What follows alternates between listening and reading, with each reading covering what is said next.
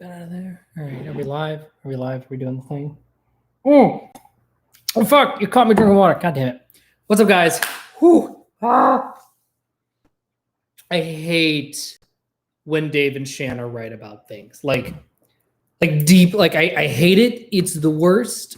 But on this particular point, they are correct.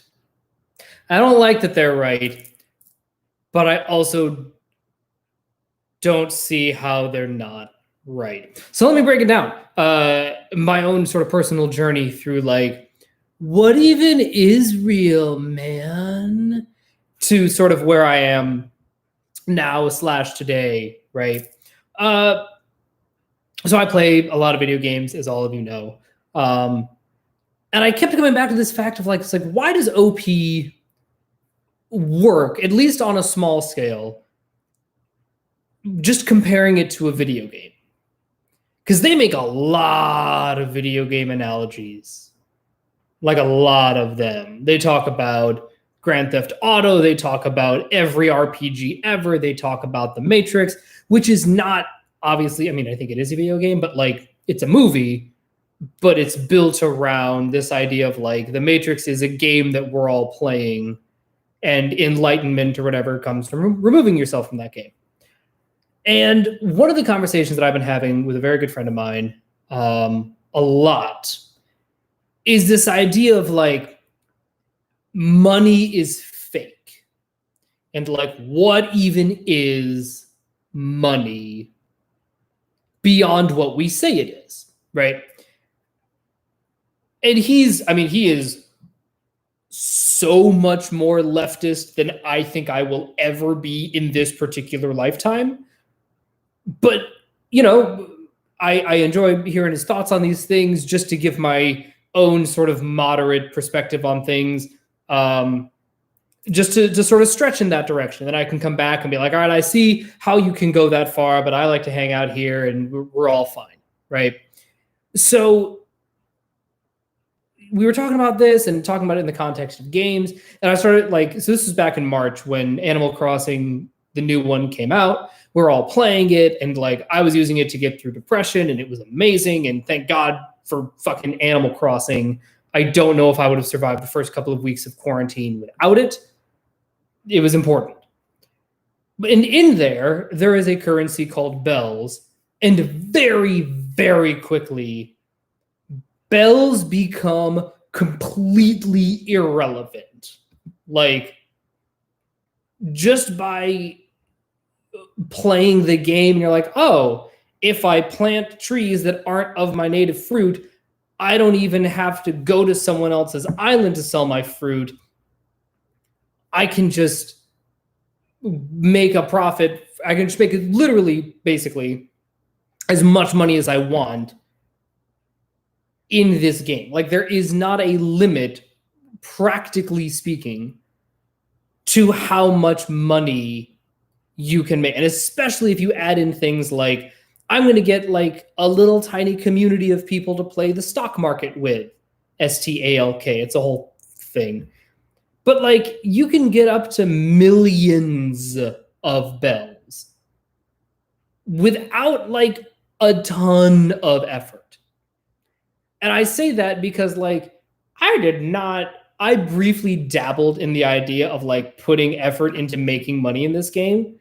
And I was like, that's a dumb waste of my time. Like, there are literally any number of other things I could be doing that aren't this. Great. So, but it became evident really quickly in that game for me that I was like, oh, wait a minute. Money just stops mattering. Interesting.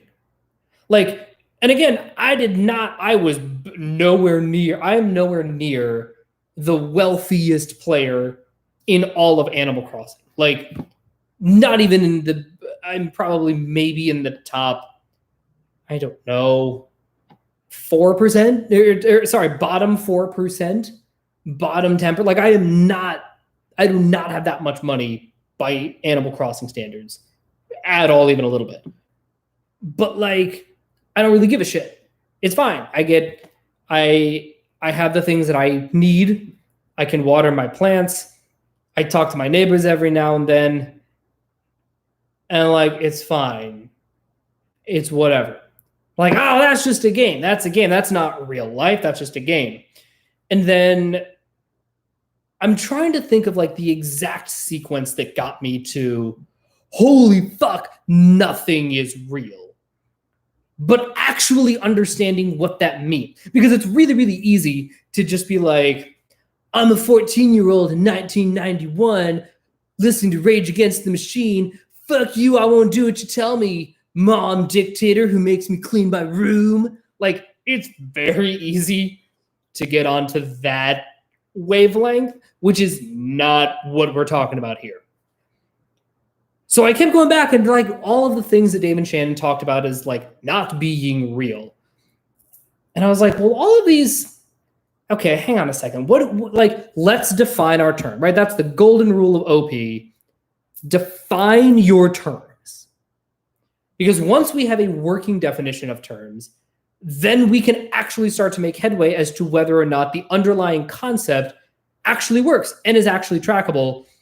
Because if we're using different definitions for things, whether it is for the human needs, whether it's SI versus SE, whatever, we're never gonna even come close to seeing the same thing and seeing the situation similarly if we aren't using the same definition of terms, or at least close enough to the same definition of terms, right? So I'm like, okay, what are the things that they talk about as like not being real?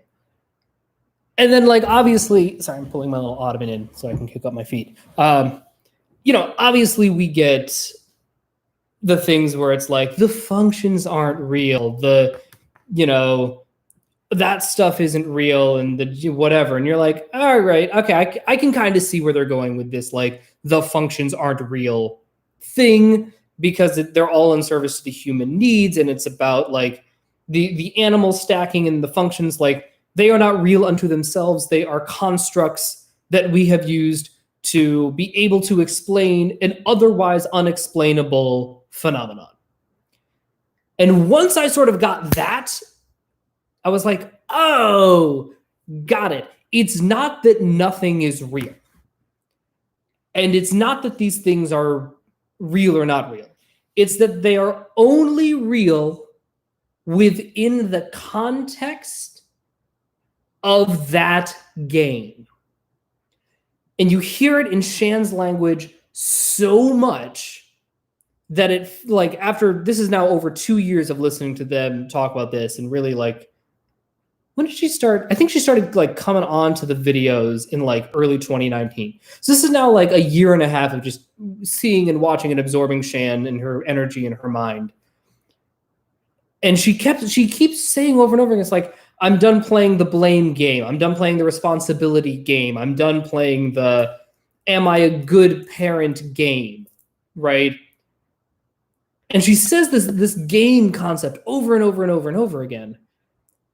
And it started, I was like, oh, right. All of these things are real if you are playing this game. When you are playing this game, these things are and become real. As soon as you stop playing those games, they stop being real. Case in point. I don't go on Reddit anymore. I used to be on Reddit all the fucking time. I was never much of a front page browser. Actually, that's a lie. For a while, I was a front page browser, and then finally I just had to like quit all of the front page. And then I just had to quit all of Reddit entirely. Like, I couldn't do it. It was emotionally draining. It was not serving me. It wasn't moving me towards any of the pillars that I gave a shit about moving towards. It did not fill me with a sense of community. It did not make me more fit. It did not strengthen my faith. And it did not, it did not give me the opportunity to teach and serve others. So I was like, all right, I guess there's nothing here on Reddit for me. Great, cool. But one of the big things that people say about Reddit is they have their upvote system, right? And if you're on Reddit long enough, you build up your profile and you get enough upvotes, and it's a whole fucking circle jerk, whatever thing, right? And a lot of the criticism is that, oh, well, the upvotes aren't real. They are fake internet points. And then, but yet people take them very seriously. And I think that that's a really good example of what I'm talking about when it's like, these things are very, very real within the context of the game. Within the context of the Reddit game, those upvotes actually matter quite a bit because it enables you to be able to engage with more authority. It lets you, leverage your social standing. It's a badge of honor, like whatever it is. It is very, very, very relevant in the context of the game of Reddit. Same with like all of social media. It only matters that you have 1 million followers if you care about having 1 million followers and doing the things that specifically having 1 million followers enables, right? So to the extent that you are playing the Instagram game, then those followers matter, right? Then same on YouTube, right? If you care about playing the YouTube game, view counts matter. As soon as you stop caring about playing the YouTube game, then you can do whatever the fuck you want. And there are no rules because you're not beholden to anything, right? This channel does not have a lot of views. I am totally fine with that. That is not preventing me from feeling passionate about it and wanting to make content and wanting to like grow this channel as not only a repository for sort of the evolution of objective personality and have this as sort of like a data mineable record, right, of more of the philosophical, personal growth, spiritual side of OP, and to like really have this documented and be able to follow it and track it, and people, whether it's years from now, days from now, months from whatever it is, can look at this archive of like, oh shit, okay, here's just stuff that I can consume. And also certainly on a personal level, being able to like work, think of it as sort of like a little bit of a vlog and more of like a personal growth kind of channel, even if you don't really know a lot about OP or if you're new to OP. I want to provide, right, sort of in moving towards the service column, right, helping and teaching and that sort of thing, regardless of your facility, with being able to type people, the personality, system, Jungian functions, all of that, right? But the only way that I was able to get there is because I had to own and accept the fact that I didn't care about playing the YouTube game. And I phrased that fairly specifically as own the fact that I didn't care about playing the YouTube game, because it is not, I'm not saying that you can't or shouldn't play the YouTube game, right? This is not a like, man, once I stopped playing the game, then I started to have success within the game that I really craved. Whoa, man. No, that's not what I'm saying at all. I'm saying that I took a long look at like what I want out of this channel. And what I want out of this channel has nothing to do with being a successful YouTuber. YouTube is just the platform that's the most searchable. Right? That's the only reason that I make videos here now instead of on the main Facebook group, is just because you can't search up anything on the main Facebook group. But that's not, it's just a different platform. I'm still doing the same thing. I'm still pointing my boat, ship, swimming in the same direction, right? And once I sort of understood that, NI concept, I was like, oh, I can apply this to all of the things in true fucking INTJ fashion, right? And being able to go, okay, so if upvotes aren't real on Reddit, and views on YouTube aren't real, well, it's clear that within each of those systems, they are real. The problem is that though it's very easy, I think, in a lot of ways to just not care about Reddit, to simply opt out of playing the Reddit game, right? YouTube, same thing. You can just not play the YouTube game and simply not give a shit and do whatever the fuck you want, right? Here's where it gets a little trickier. With other social media platforms, now we're starting to combine systems, right?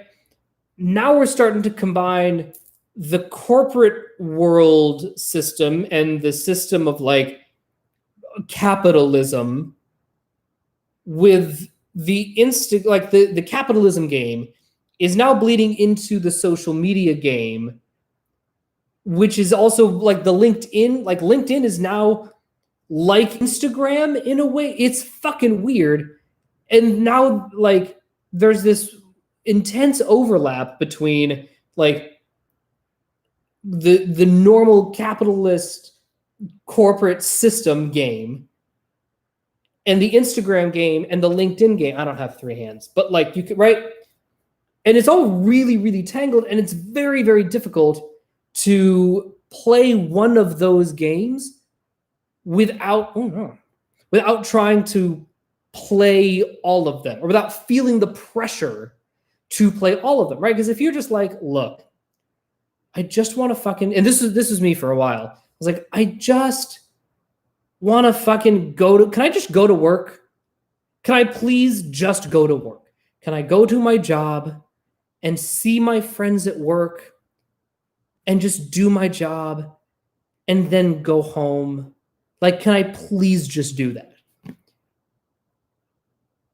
And where I was, that was not really an option because my job revolved around whether it was LinkedIn or social media or doing recruiting on Monster or recruiting through LinkedIn Recruiter when I was like just doing recruiting for like a corporate tech firm, right? Or the SAT, right? So I was an SAT ACT tutor for a while. I had to like be involved on social media platforms there and seeing what, like, staying abreast. And it's like there was no way to shield myself from all the shit that Darren Brown says that we need to shield ourselves from, right? TV, media, internet, all that stuff. I was like, well, I'm in this system right now and I don't see a way out of it that doesn't, like, any version of playing in this system requires an intense level of social media aptitude and use and etc. Right? And you know what really actually got me? Like what actually like really snapped this into place. So I lived in New York for 10 years. And I got fully seeped into like New York culture and everything about that, which is productive, but also kind of devastating, and how you can get so entrenched into this system without even realizing it and just like playing the status money game because that's the only game in town. And as soon as you stop trying to play that game, there's no place for you there because that's all that the city can do. It is only a status money game way of living, right? And more importantly, that's the only game in town, right? So like LA has similar problems, right? The status money celebrity, here there's like the celebrity Hollywood aspect to it, which again, for better or for worse, pick your poison. But like there is absolutely an element of the playing the status game here in LA. Fucking obviously. I live a block away from Sunset Boulevard. I walk on the way to my gym.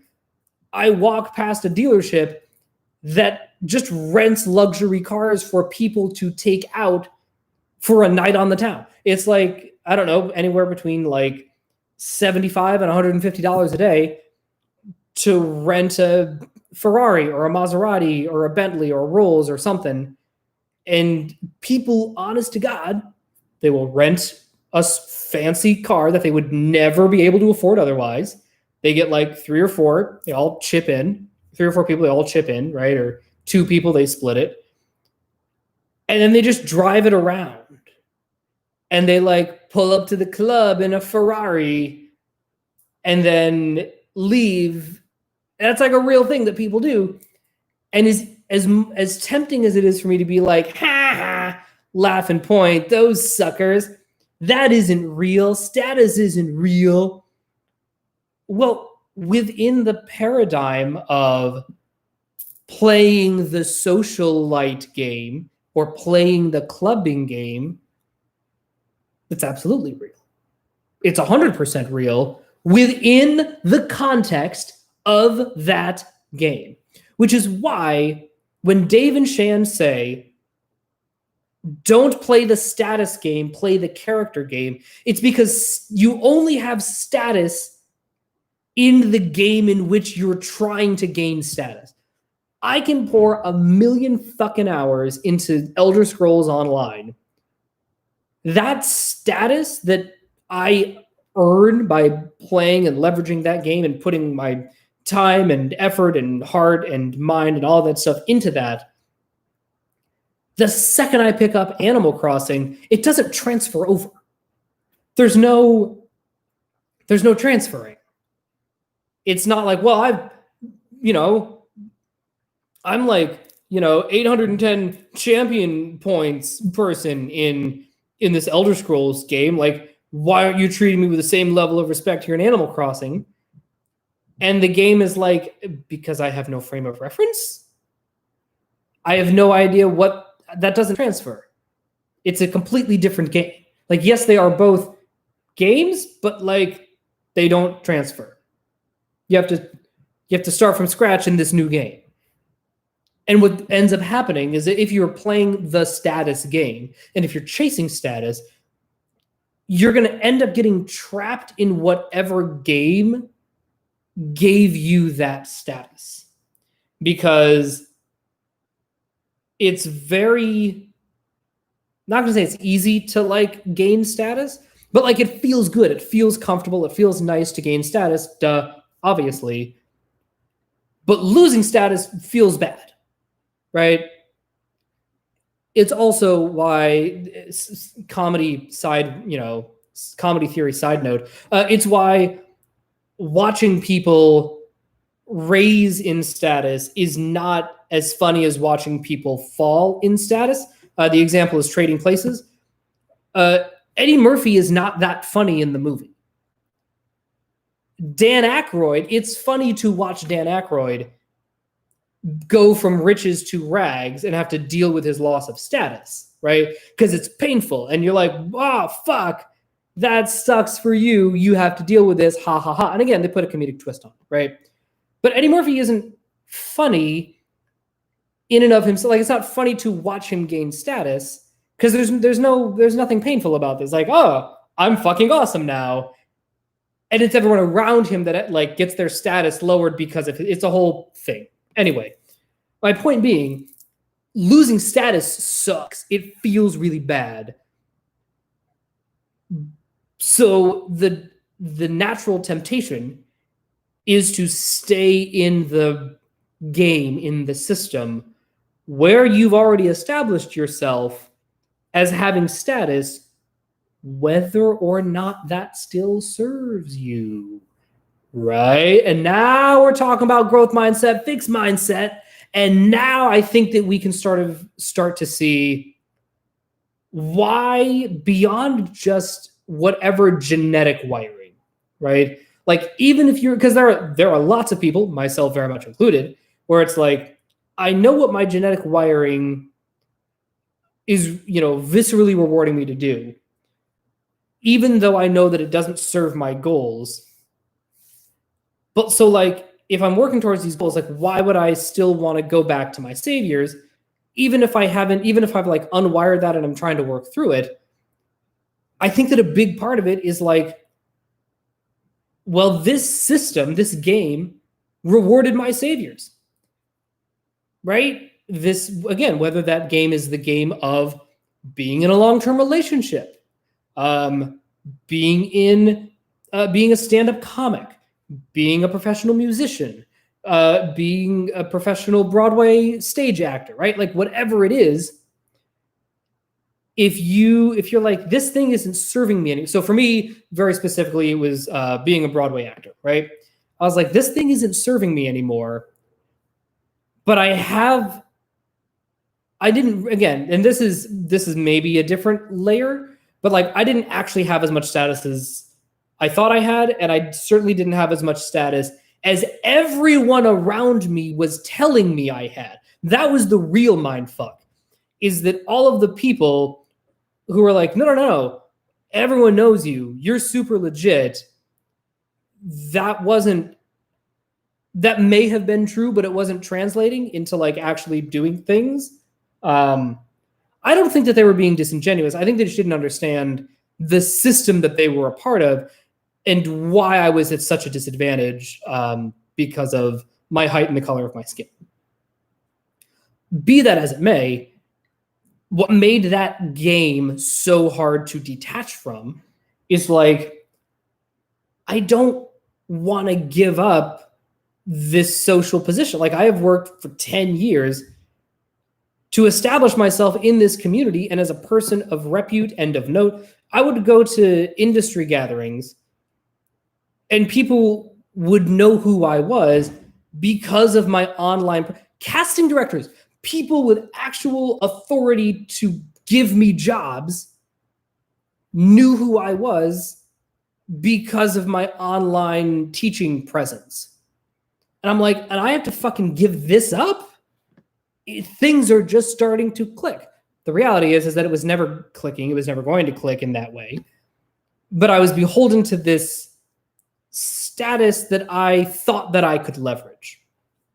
And leaving, hang on, I gotta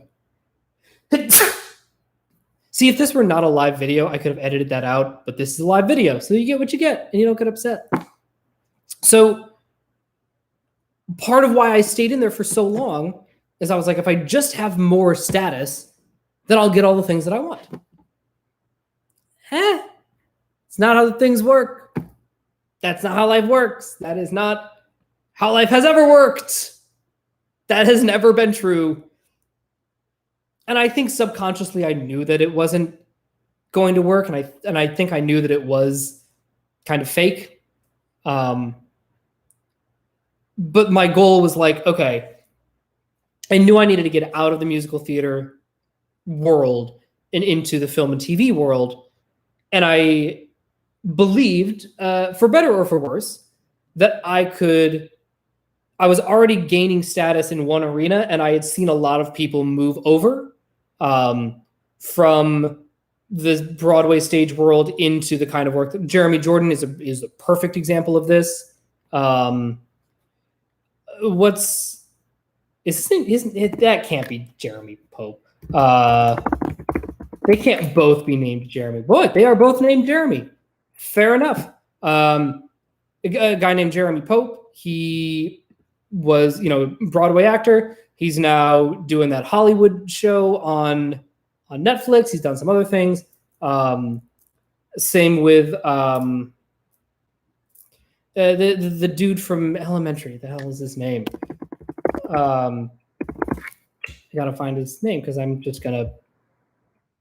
John Michael Hill is another guy. He again started out as a stage actor, moved into TV and film, and I was like, all right, this is clearly a trajectory. This is a doable thing. And then I finally got to the point where I was like, you know what? I just can't play this game at all anymore. Whether I tip over or not, it means I'd have to keep playing this bullshit game. And I'm never going to get to that threshold where tipping ever becomes possible. And because my goal is to tip, I just need to start from zero-ish. I say ish because I did have some stuff going for me, but like start at 0-ish and just start in the new system, right? And that's a really hard thing to do. And it's an even harder thing to accept that you have to do. And I see it a lot with a lot of people I saw get out of long-term relationships from sort of 2017 through 2019 was like at least, I think I need all 20 fingers and toes to count the number of people who either got out of long-term relationships, like out of relationships that had been in for over a year with the ostensibly the intention of like moving in together and like being a real thing, in the span of that 2 years. And I think a lot of it was everybody in those relationships were like, hang on a second. Do I still want to play this game? Like, I've put a lot of time and effort into this game, but I got a lot of life ahead of me. I don't think I will play this game anymore. Shit. What the hell am I going to do if I'm not playing this game anymore? And that was the big turmoil. That's why it took so long for so many people to leave, to actually wrap their head around the fact that they need to end the relationship. Again, whether it's a relationship with, for a lot of people, it was romantic relationships is what I saw the most of. But same with leaving New York City, leaving the city that you lived in, leaving the industry that you worked for, leaving this thing that this game that you had been putting time and energy and effort into building status in. You're just like, you know what? Fuck it. I got to walk away. I got to walk away. And so to bring it back around to this idea that everything is fake, that's not strictly true. Things are real in the context of the game that you're playing. The gold that I have in my Elder Scrolls game is very real in the context of that closed system. When I play a game of Magic the Gathering, the resources that I have are very, very real in the context of that game. We get into like slightly wackier territory when we think of like capitalism as a game. That I think that's a bigger conversation that I am not super qualified to talk about because I don't really know what I'm talking about.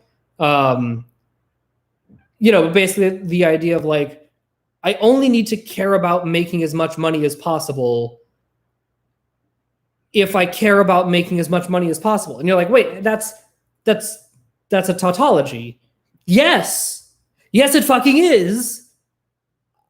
I don't need to make $1 million to have my basic needs met. I need to make $1 million to say that I made $1 million, right? And even there, people talk about like, awards aren't real. They are real within the context of the film and TV industry.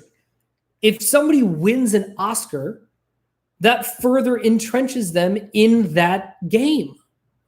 So yeah, if I were to win an Oscar and then, go and like try to be a divorce lawyer, that Oscar would probably, well, okay, maybe in that case, depending on the kind of litigating that I'm doing. But like, you see what I mean, right? Like if I wanted to be like a CPA, having an Oscar doesn't mean anything because I'm now outside of the game in which I got this status, right? And I think that that's a really important distinction to make. I'm not saying that we don't need money to survive.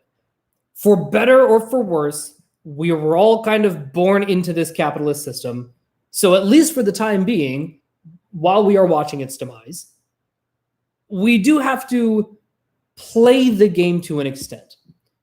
And to the extent that we care about OP, we have to play the OP game to an extent. Like, we have to use their definitions. I can't just make up new definitions for sensing versus intuition because they happen to fit. No, we're playing the OP game. There are rules we have to agree to, right? But also understanding what rules translate to the real world and which ones don't. Which is why this is a little bit of like a Matrix fan theory rant. I am firmly of the belief that Zion is actually still part of the Matrix. Because the whole idea is that Neo can use his powers in the real world, even when it was clearly established that the Matrix is a system. Some rules can be bent, others can be broken. Well, if he's breaking rules in the real world, then clearly that world has to be a construct of some sort as well. Which is why, again, first off, if you haven't seen The Matrix, it's on Netflix. You should watch The Matrix. If you are in the OP community, that to me is one of those like required watches. I think you just need to watch The Matrix to understand what the hell Dave and Shannon are talking about, just to have a frame of reference. So I'm just going to spoil the middle of The Matrix. There's the Oracle. I love the Oracle. She has become my favorite character in the whole fucking thing. And the reason I love the Oracle so much is that she lives in the Matrix. She is the wisest being in all of the existence. I think more than the architect, but like, if not, if she is not smarter than the architect, then like she is the smartest being in the universe, basically, right? In this, system. She knows about the real world. She knows about the Matrix. She knows about the architect. She knows about all the Neo. She knows about Agent Smith. She knows all these things. But she's not, she's not hanging out in Zion. She's not having like a freaky, sweaty sex orgy. No. She's like living as a nice old grandma who bakes cookies in the Matrix. And I think that there's something so poetic about that she's like, oh, I get it. There's effectively no level on which I can actually escape some sort of construct and some sort of system. So I'm going to spend my time where I'm the happiest. And that's where I'm at right now, is where Cypher goes wrong. And why I think it is fair to paint him as the bad guy in the first movie. Again, I think he's incredibly sympathetic. But where he goes wrong is he chooses to stay in the Matrix for the wrong reasons. He chooses to stay in the Matrix out of fear rather than out of love. Because he's like, I have seen the real world. The real world is shit. I just want to stay in Happy Land. Make me an actor. I want to eat my steak. I know the steak isn't real, but it makes me happy and it feels real in the moment. I just want to live in the Matrix.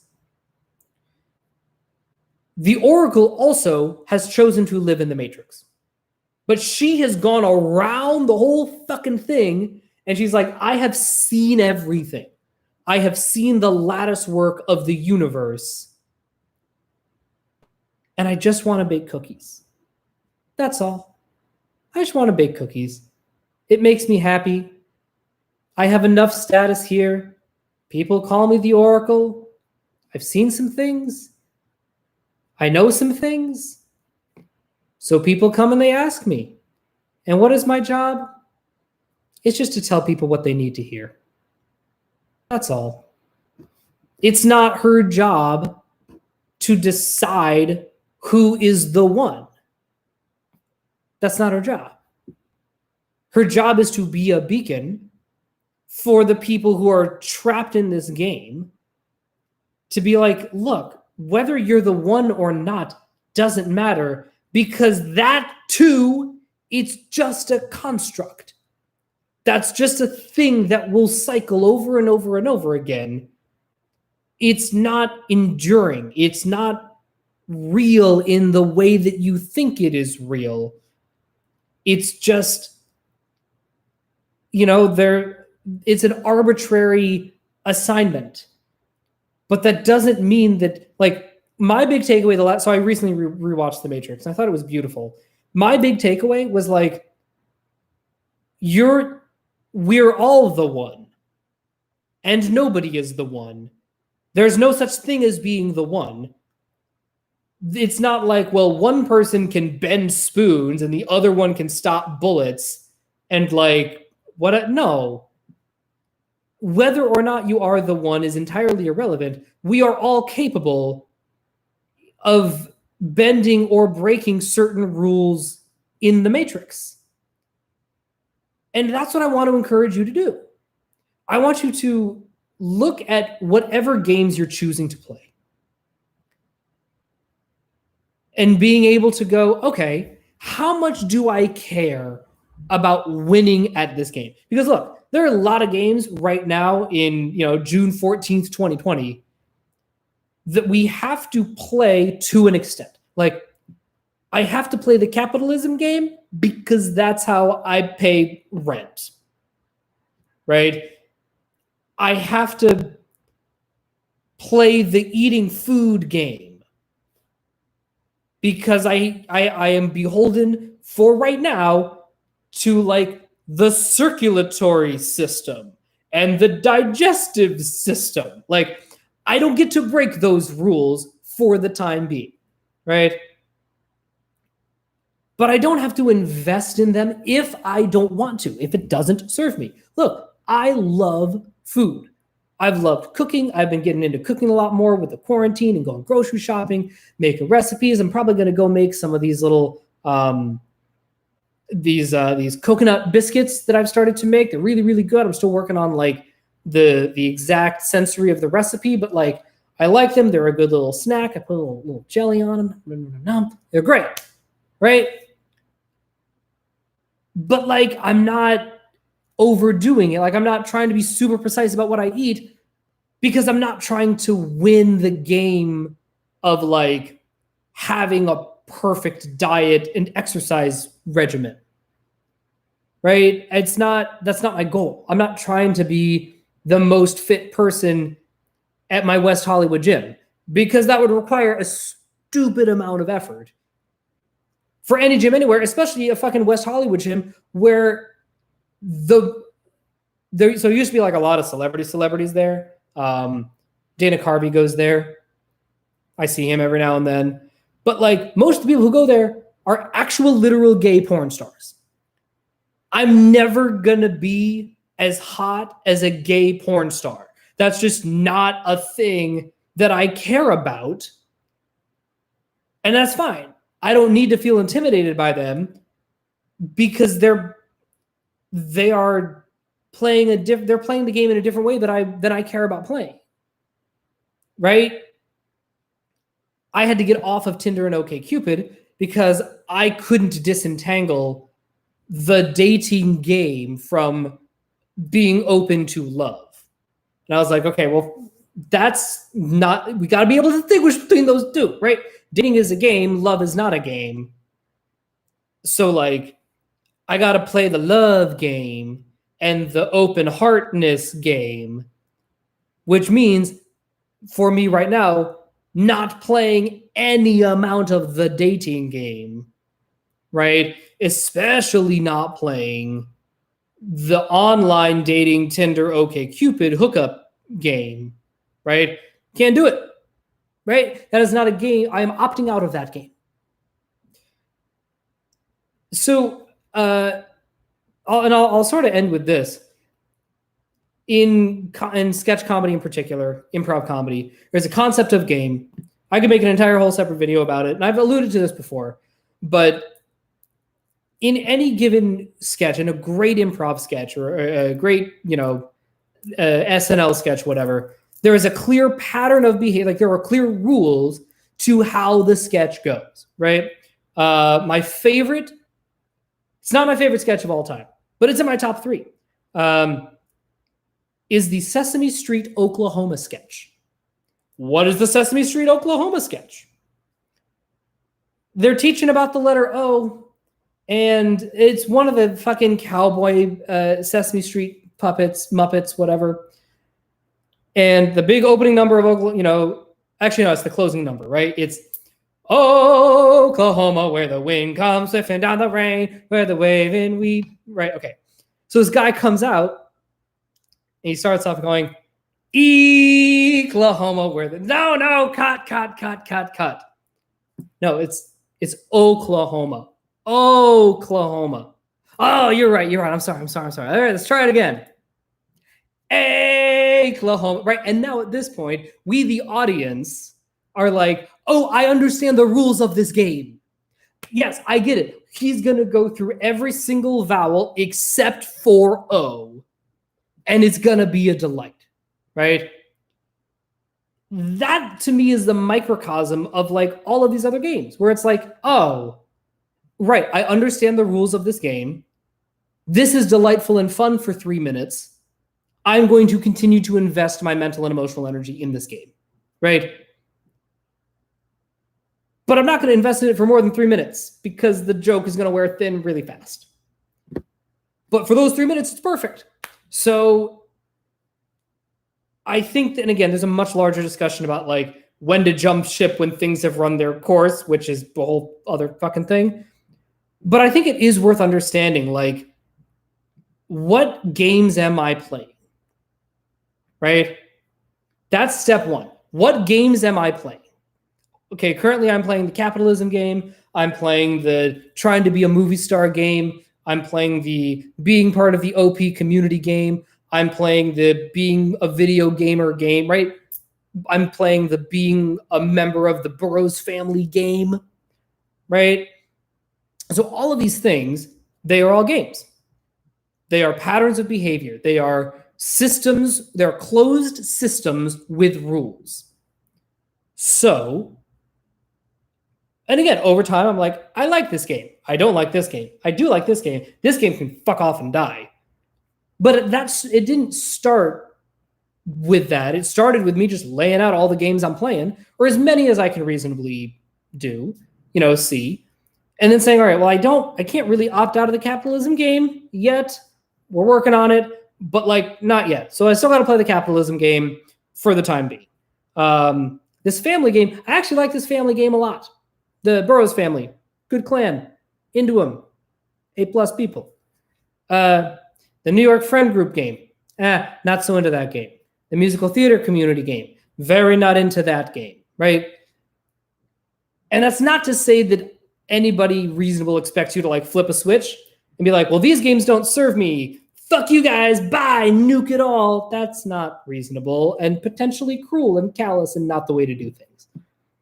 But it is worth saying, okay, for the time being, how can I make the rest of this time bearable while I work on getting myself out of this closed system?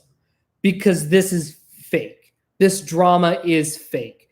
This is all, it's all bullshit. I don't want to play this anymore, right? And then slowly, little by little, once you can start to see things, see the closed systems for what they are, then you can either choose to be a part of them or not, but now you are not beholden to them just because rules, right? So that's all I got to say about this one.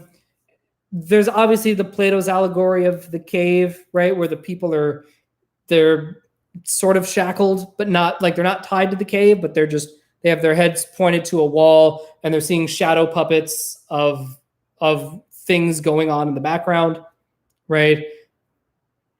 But anybody can get up at any time and leave and see the world outside the cave, but nobody does because they're like, but the shadow puppets are fucking awesome. I see the Oracle as being like, you know what? Fucking love these shadow puppets. They just make me happy. They're not hurting me. It's all a game, and I like this one. So to that, I would say, find a game you love. Find a game you love. And find people that you love to play that game with. All right, that's all I got for today. Let me know in the comments below what you think, and I will talk to you guys later. Bye.